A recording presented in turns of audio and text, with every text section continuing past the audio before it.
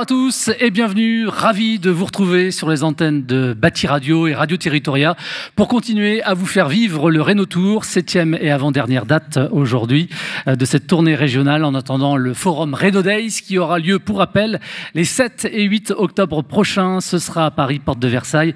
En attendant, aujourd'hui, nous sommes en Haute-Garonne à Toulouse où nous sommes accueillis dans les halles de la cartoucherie, ancien site de production de munitions. La cartoucherie a été reconvertie en écoquartier de 33 hectares, labellisé écoquartier en 2017. Ancien site de production de munitions, je le disais, un projet qui conjugue à la fois mixité sociale, mobilité douce, performance énergétique, ça tombe bien, et végétalisation. Inauguré en septembre 2023, les halles de la cartoucherie sont en fait un tiers-lieu de 15 000 m², regroupant des espaces dédiés à la fois à la culture, au sport, à la restauration et au travail. Cette tournée, c'est donc 8 villes où nous faisons escale pour répondre à cette question, fil rouge finalement, comment accélérer la massification de la rénovation énergétique d'ampleur? Et pour y répondre, eh bien, nous avons convié de nombreux acteurs de la rénovation énergétique autour de 3 tables rondes. Et dans un instant aussi, avec Jean-Bernard Mellet, eh bien, on pourra recueillir la parole des artisans. Le Rhénautour qui se déroule également en public. Vous pouvez d'ailleurs vous applaudir. Merci d'être là. Et on compte sur vous d'ailleurs, puisque vous pourrez interpeller chacun des intervenants à l'issue des tables rondes et poser directement vos questions. Eh bien, Jean-Philippe Guillon, bonjour. Bonjour. Vous êtes le directeur de Rhino Days, mais aussi des salons Batimat, Interclimat et Idéaubin. Dans un instant, évidemment, Jean-Philippe, on va parler de la genèse du Rhénautour.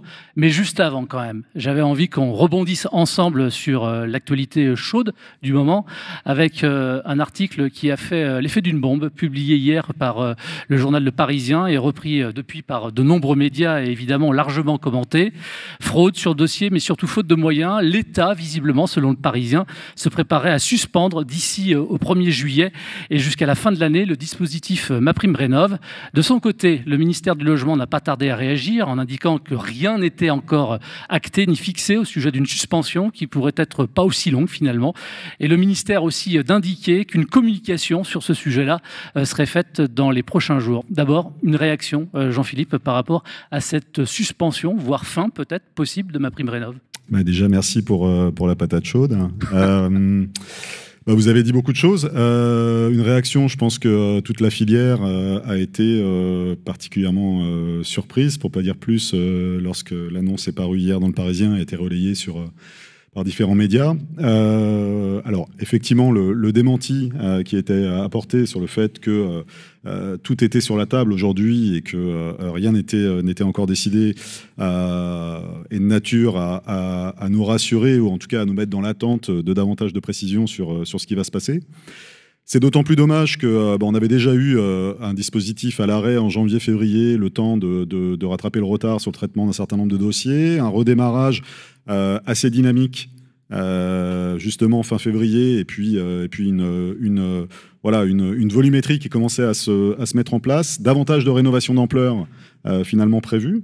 Ce qui, d'une certaine manière, a eu un impact justement sur le budget qui n'avait pas intégré ce poids-là, notamment par rapport aux rénovations par acte. Et on se retrouve dans une situation un peu de questionnement sur la pérennité en fait, du dispositif tel qu'il est défini. Les échos qu'on a pu recevoir aussi à travers les différents partenaires avec qui on travaille, on prépare nos événements, ces échos nous montrent qu'il y a une réflexion en cours sur le dispositif, ce qui ne signifie pas qu'il va être arrêté, ce qui ne signifie pas forcément non plus qu'il va être suspendu, mais qui va devoir évoluer puisqu'il y a une véritable problématique budgétaire qui va au-delà, comme tout le monde sait, de ce financement de la rénovation énergétique à travers le dispositif MaPrimeRénov'.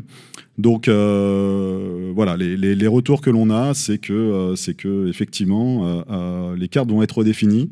Est-ce que finalement c'est un mal pour un bien, puisqu'on voit bien que la massification doit passer par du financement privé. On doit de toute façon aussi voir les banques davantage s'investir dans ce vaste projet qui a, mine de rien, une volumétrie attendue d'ici 2050. On était sur une dynamique de 350 000 rénovations par an viser d'ici 2030 700 000 par an entre 2030 et 2050. On n'est pas à ce niveau-là aujourd'hui de rénovation et pourtant le budget semble déjà consommé.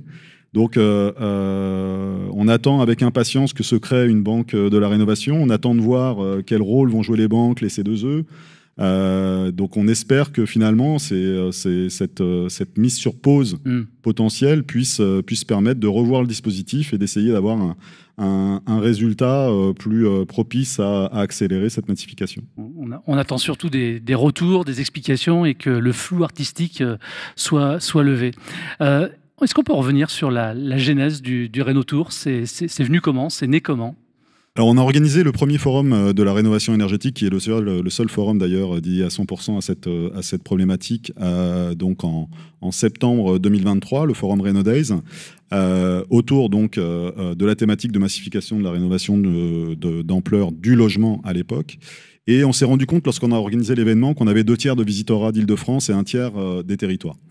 Donc pour pouvoir nous assurer d'inverser la tendance, c'est-à-dire garder la volumétrie, donc c'était à peu près 5000 visiteurs sur 2 jours, garder la volumétrie du visitorat d'Île-de-France et essayer en fait d'avoir 2 tiers de visitorat des territoires, il nous est apparu logique de nous déplacer dans les territoires pour faire connaître l'événement, mais surtout pour nous renseigner sur les bonnes pratiques, les besoins en fait de chacun de ces territoires, de nature à alimenter le forum qui aura lieu, comme vous l'avez dit, 7 et 8 octobre prochain à la Porte de Versailles, avec un contenu beaucoup plus élargi, pas seulement autour des problématiques de réglementation, des problématiques de financement, mais aussi des spécificités de chacun des territoires, et puis en espérant aussi, et on l'a déjà vu au cours de la tournée, puisque vous l'avez dit, c'est la 7e date, pouvoir s'inspirer de bonnes pratiques locales qui peuvent être de nature à être développées sur l'ensemble du territoire. Donc 7e date, effectivement. Comment s'est fait le choix des villes, et notamment celle de Toulouse? On a choisi 8 villes et qui sont représentatives de la volumétrie d'habitants en France et les régions associées. Toulouse, bien entendu, fait partie de ces 8 grandes villes et la région Occitanie fait partie de ces régions stratégiques pour pouvoir participer à la massification. Toulouse nous intéresse aussi puisque il y a une volumétrie en 2024 de plus de 38 000, enfin de près de 38 000 logements qui ont été rénovés. C'est près de 400 millions d'euros de budget, donc c'est un investissement colossal. C'est à peu près 10% du parc de logements rénovés énergétiquement au niveau national sur l'année 2024. Et puis surtout, c'est un grand nombre de dispositifs, puisque, et c'est ça qu'on est venu aussi observer dans chacune des villes, c'est essayer de comprendre en fait les dispositifs de financement complémentaires avec les dispositifs nationaux. Et donc, ne serait-ce que sur la région, on a 2 dispositifs, Rénov Occitanie et le prêt copropriété. Sur la métropole de Toulouse, on a 3 dispositifs complémentaires, la prime éco-rénovation, la prime solaire et le fonds d'Airbois, donc, et également la caisse d'avance Rénov Occitanie. Donc on a en fait toute une série de dispositifs. Ce qu'on veut essayer de comprendre, et on aura d'ailleurs quelqu'un de la métropole qui viendra nous l'expliquer plus tard, c'est comment s'emboîtent en fait tous ces dispositifs entre la métropole, la région, et en quoi finalement ces dispositifs pourraient être dupliqués ailleurs sur d'autres régions, même si on voit que dans chacune des régions, il y a des dispositifs complémentaires pour pouvoir permettre de compléter les financements au bénéfice des particuliers. Alors évidemment, la 8e date, c'est dans 15 jours à Marseille, et ce sera donc l'occasion après de tirer un bilan de ce Rénotour. Mais déjà, en quelques mots, qu'est-ce que vous avez retenu de ces différentes dates ? Déjà, ce qu'on a retenu, c'est que chaque lieu dans lequel on a organisé le Rénotour faisait partie d'un exemple concret, enfin permettait d'avoir un exemple concret de la rénovation énergétique tertiaire. Donc notamment du tertiaire privé. C'est un des paris de la 2e édition du forum qui aura lieu cette année, c'est d'intégrer le tertiaire au logement, puisque sur la première édition, on ne traitait que le logement. Et donc, ça nous permettait aussi de pouvoir capter différents exemples de rénovation tertiaire, une école, des espaces de coworking, un hôtel. Donc, on a vraiment fait pas mal de lieux différents, avec à chaque fois un engagement local, un cofinancement public-privé. Donc ça nous a montré qu'il y avait une véritable dynamique au niveau du tertiaire, au niveau national. Il y a des enjeux au niveau du tertiaire avec le décret tertiaire et des enjeux forts de 30%, 40%, 50% de réduction de consommation énergétique à horizon 2050. Donc voilà, on a essayé de mêler l'utile à l'agréable, le pratique au débat. Et puis, donc on a ces tables rondes autour de ces 3 grandes thématiques, réglementation, financement d'un côté, des solutions performantes, et puis un enjeu essentiel, la formation, la reconversion. Je vous rappelle qu'on a besoin de 170 000 à 250 000 bras supplémentaires pour atteindre nos objectifs. C'est presque 600 000 à horizon 2030 si on prend en considération les départs à la retraite. Donc il y a vraiment un enjeu essentiel là-dessus, et on voit qu'il y a toute une série d'initiatives en local qui peuvent être dupliquées. Donc voilà ce que ça nous a globalement appris. Et puis bien entendu, c'est un événement qui à chaque fois se termine par des rencontres. Et on a pu voir justement déjà des collaborations qui se mettent en place. Et c'est notre mission principale en tant qu'organisateur événementiel, c'est de faciliter la rencontre. Donc pour nous, c'est un objectif atteint. Quelques mots sur la visite du lieu aujourd'hui que vous avez effectuée tout à l'heure, de la cartoucherie. Oui, à l'image de la visite de l'espace Darwin, puisque ça a été précisé pendant la visite qu'on a pu faire à Bordeaux. C'est un formidable exemple de l'évolution de notre société. On a toujours tendance à penser que les réseaux nous isolent, les réseaux sociaux nous isolent, et on voit que se développent de plus en plus d'espaces comme cela qui facilitent la rencontre, qui permettent aux gens de se reconnecter, quelles que soient leurs origines, leur milieu social. La mixité est mise à l'honneur. Donc ici, on a un bon exemple de mixité sociale, de mixité des matériaux, d'approche de baisse de consommation énergétique, et en même temps de faciliter la rencontre et être dans un projet économique, écologique. Voilà, c'est un exemple pratique très inspirant, et on espère qu'il y en aura beaucoup d'autres au niveau national. Bon, et là, j'imagine que vous préparez, évidemment, vous êtes en phase active pour le forum Reno Days des 7 et 8 octobre prochains, malgré l'actualité là, qui vient... L'actualité, elle peut être bénéfique parce que ce sera peut-être le bon moment début octobre pour faire un certain nombre d'annonces si le dispositif est amené à évoluer. Donc on est confiant puisque jusqu'à présent, les pouvoirs publics ont souvent alimenté le débat, et comme les choses changent assez régulièrement, nous, ça alimente le fait de renouveler nos événements. On a toujours de la matière nouvelle à apporter. Mais le forum se prépare dans de très bonnes conditions. On sera en croissance par rapport à l'édition précédente. On aborde, comme je le disais, le tertiaire en plus du logement. Donc on a un certain nombre de partenaires qui nous ont suivis, des nouveaux partenaires qui nous accompagnent. On est ravis en tout cas de pouvoir continuer avec cet événement qui, peut-être que tout le monde ne le sait pas, mais qui est un événement qui lui-même est éco-conçu.